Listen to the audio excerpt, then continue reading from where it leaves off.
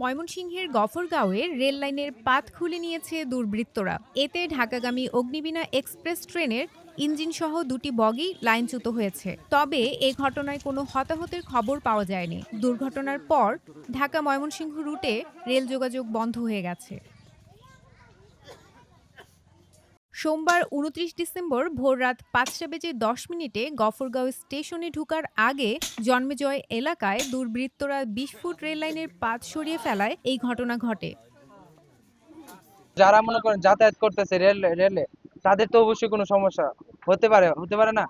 এই কালকে যদি মনে করেন এটা যদি রেল থেকে না পড়ে যদি মনে উল্টে যাইতো, কয়জন মানুষ আহত হতো, নিহত হতো, কয়জন মানুষ মারা যেত, কোনো ঠিক ছিল? কিন্তু এগুলো ঠিক না। যাই হোক, আমরা এগুলোর বিচার চাই, সঠিক বিচার চাই। এটা হলো আমার শেষ কথা। ৩টা বগি হয়ে গেছে ইঞ্জিন সহ। এটা আমি দেখছি আর কি আইসা। ভাবলি শুনছি যে না ট্রেন অ্যাক্সিডেন্ট রেল তুলে আসছে। এই জন্য আমরা ঘুরে আসছি, আইসে দেখছি যে আসলে সব ঘটনা সত্য। স্বৈরাচার বিরোধী আন্দোলন করিয়া ১৭ বছর এত কষ্ট দেখি নাই, আজকের যে কষ্টটা দেখছি। আজকে যদি আমার আমার ভাই বা আমার বোনটা থাকতো এই গাড়ির মধ্যে, তাহলে কি হইতো? আমার তো একজন মানুষ হিসাবে, একজন মুসলমান হিসাবে তো আমার এই চিন্তাটা করা উচিত যে এটার মধ্যে আমার একটা বোন আছে। বাংলাদেশে দুষ্কৃতিকারীরা যারা বাংলাদেশের মানুষের উপর জগদ্দল পাথরের মতো চেপে বসেছিল, তারা আবার বিএনপির উপর দুষ চাপানোর জন্য এই কাজগুলো করে যাচ্ছে। এদের বিরুদ্ধে আমাদের অবিলম্বে একসাথে হয়ে কাজ করতে হবে। গফরগাঁওয়ের মানুষের সকাল থেকে রেলওয়ে কর্তৃপক্ষ উদ্ধার অভিযান কাজ শুরু করেছেন। লাইনচ্যুত হওয়া ইঞ্জিন সহ ২ বগি রেখে বাকি ১৪টি বগি ফাতেমানগর স্টেশনে নিয়ে গেছে উদ্ধারকারী ট্রেন। দুপুর নাগাদ উদ্ধার কাজ সম্পন্ন হবে বলে জানিয়েছেন কর্তৃপক্ষ। এতে করে বিভিন্ন স্টেশনে বেশ কয়েকটি ট্রেন আটকা পড়েছে। ওয়ার্নিং বোর্ড দেখে বা আমরা আউটার সিগন্যাল দেখে আমরা যথারীতি গাড়ি কন্ট্রোল বা গতি কন্ট্রোল করার চেষ্টা করতেছিলাম, কারণ আমাদের সিগন্যাল কোনো ওভারশুট করা যাবে না।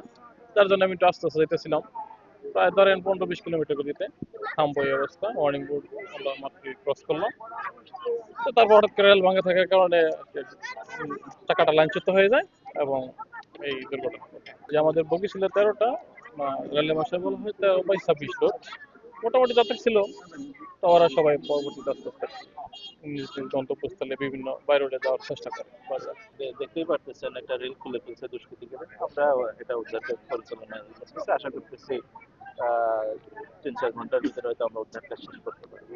এটা গাড়ি সরানোর পরে দেখা যাবে কতক্ষণ সময়ের মধ্যে ছাড়া যায়, ঘন্টা ১.৫-২ এর ভিতরে শেষ হয়ে যাবে।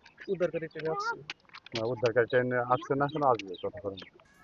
প্রসঙ্গত, গত শনিবার ২৭ ডিসেম্বর দুপুরে ময়মনসিংহ-১০ গফরগাঁও আসনে বিএনপির দলীয় মনোনয়ন পান আখতারুজ্জামান বাচ্চু। এরপর বিষয়টি জানাজানি হলে মনোনয়ন বঞ্চিত নেতাদের কর্মীরা আন্দোলন শুরু করেন। এরপর থেকে রেললাইন অবরোধ করে আন্দোলন চালিয়ে যাচ্ছেন তারা।